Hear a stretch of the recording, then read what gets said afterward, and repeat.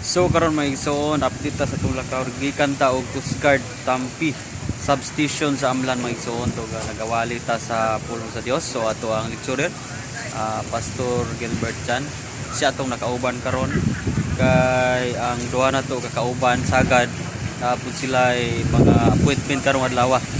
So street gyud ato ang schedule sa matag adlaw halos kada semana.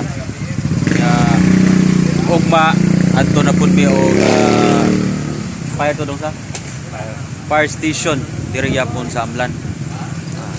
Bugi ra gitas pagwalis pulong sa Ginoo kay Ginoo ray muganti na to ani kay ang ginharian sa langit.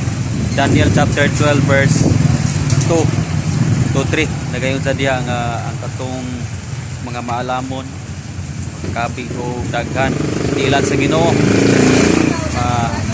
Sama sila sa bituon, sidlak sila sama sa mga bituon, di ba? So wala man tuod tay mga material kayo ng kalibutan, wala kayo tay pareho sa mga dato ng kalibutan, pero hinumdumi nga sa ginharian sa langit ikaw mo'y pinaka dato dito kung daghang kalag dala nimo sa ilan sa Ginoo.